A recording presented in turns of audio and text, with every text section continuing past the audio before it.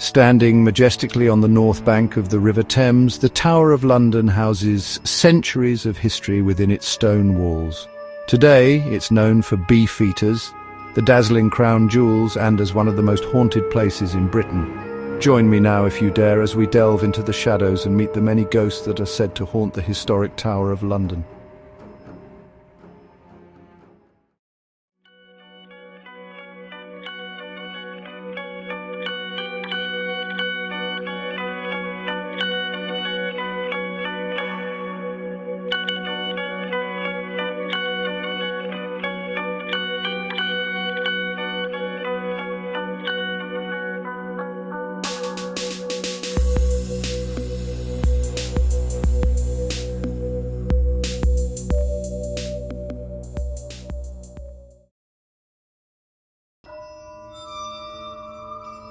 Our first spectre takes us back to 1605, a time of gunpowder, treason, and Guy Fawkes.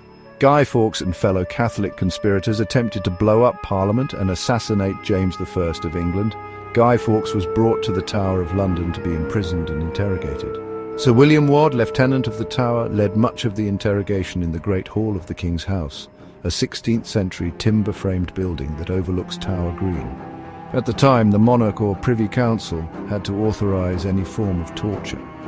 James I himself wrote the royal warrant. If he will not otherwise confess, the gentler tortures are first to be used upon him, and then step by step you may employ the harsher, and so speed your good work. Strapped to a rack, my body contorted in agony, my screams echoing through the cold stone corridors. Some say you can still hear his anguished cries, a chilling reminder of the price of treachery. Few figures in history are as tragic as Anne Boleyn, the second wife of King Henry VIII. Accused of adultery and witchcraft, she was brought to the Tower by barge, passing beneath Traitor's Gate. Even today, witnesses have reported seeing a spectral barge mysteriously floating up the Thames late at night. My spirit, marked by the injustice of my demise, is said to roam the tower, forever searching for peace. Many have claimed to see me, a white figure gliding through the halls, my head beneath my arm. There are accounts of a headless woman in a Tudor gown being spotted near the Queen's house, formerly known as the Lieutenant's Lodgings. The Chapel of St. Peter, her final resting place, is where her presence is felt most strongly. Anne Boleyn's ghost remains a chilling reminder of her gruesome end. The Wakefield Tower stands as a silent sentinel within the Tower complex. Henry VI was imprisoned in the Wakefield Tower and murdered there in 1471, shortly after Edward IV seized the throne.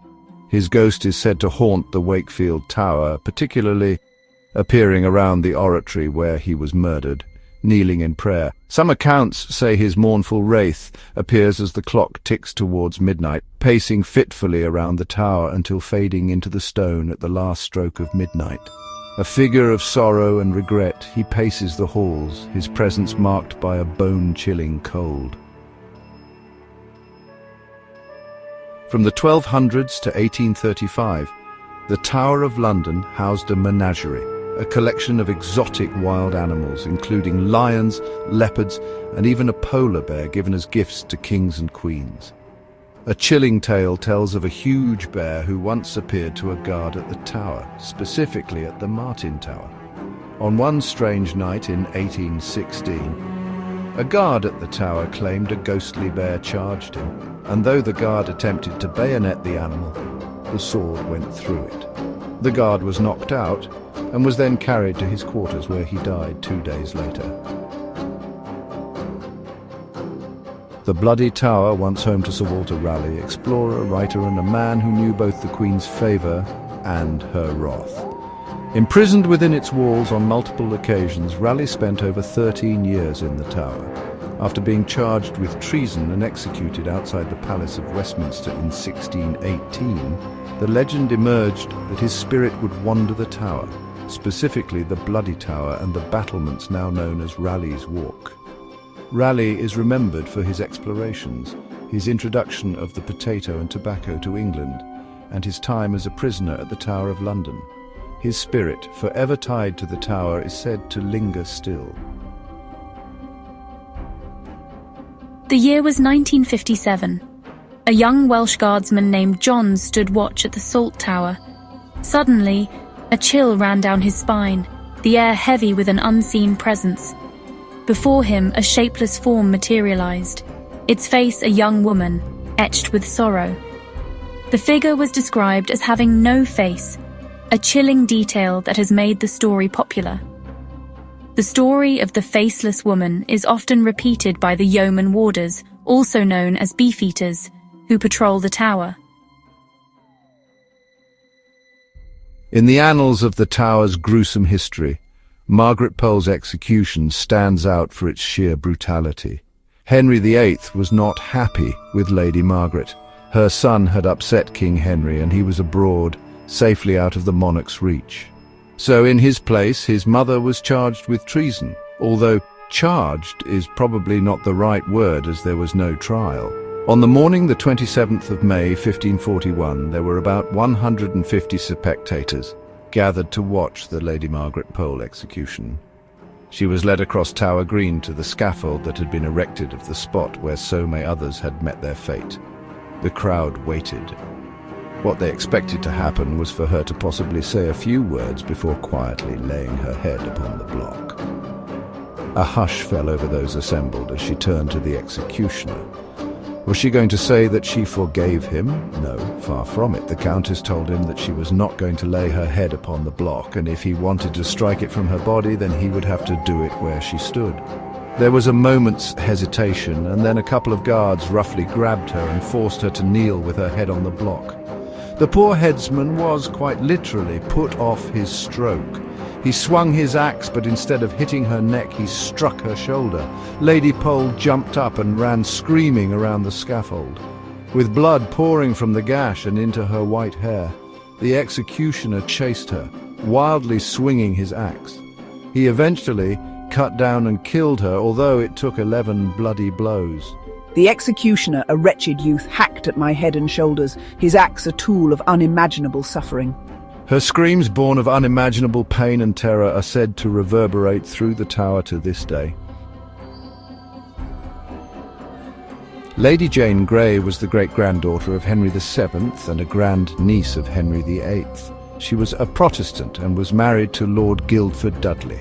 After the death of her cousin, the Protestant king Edward VI, the Duke of Northumberland, a powerful advisor, arranged for Jane to be proclaimed queen, hoping to secure the Protestant succession. However, Mary Tudor, who was the rightful heir, gained support, and the Privy Council of England declared her queen, ending Jane's brief reign.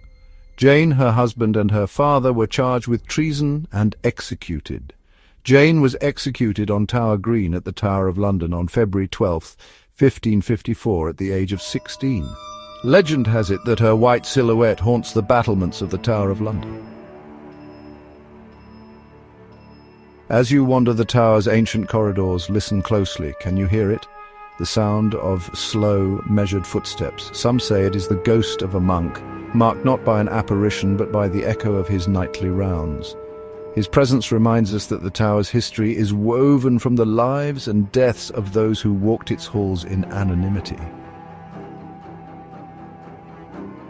The Queen's House holds within its walls the tragic tale of Arbella Stuart.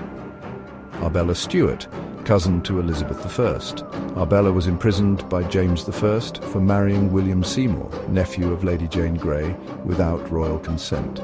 Arbella's bloodline made her a threat to King James I, who was enraged at the insult, and perceiving the marriage as a possible threat to his throne, James I imprisoned Arbella in the Tower. She died there in 1614. Conflicting reports claim she either stopped eating or was murdered. Her spirit, forever marked by the pain of her imprisonment and the loss of her true love, is said to haunt the Queen's House. The White Tower holds a tale of unimaginable cruelty and loss. Edward V and Richard, Duke of York, were imprisoned in the Tower of London in 1483 by their uncle Richard, Duke of Gloucester. Here, the two young princes, sons of King Edward IV, were last seen alive. The princes disappeared shortly after, and their fate became a mystery, with many believing they were murdered on Richard III's orders. In 1674, 2 skeletons were discovered under the stairs in the tower, and many believed them to be the remains of the missing princes. The shadowy figures of 2 lost little boys holding hands are a relatively common sight in the White Tower as they drift between rooms and melt into the walls. Our final tale takes us to the edge of the tower, to the Sally Port, a watergate from the River Thames. Here, shrouded in mists from the river, the most unsettling presence is said to reside, the Nameless Thing. The Nameless Thing, a chilling reminder that some mysteries are best left unexplored, serves as a final terrifying note in the tower's haunted history. Treason, murder, and execution. The stone walls of the Tower of London have seen it all. Little wonder, then, that it is one of the most haunted places in Great Britain. The Tower of London stands as a monument to the past and a testament to the enduring power of the human spirit in life and death. This concludes today's episode of the Paranormal Report. If you enjoyed today's episode, please give us a thumbs up and consider subscribing to our channel. It is due to your continued viewership and support that we are able to bring you interesting and informative videos like this. The team here at the Paranormal Report really appreciates your support.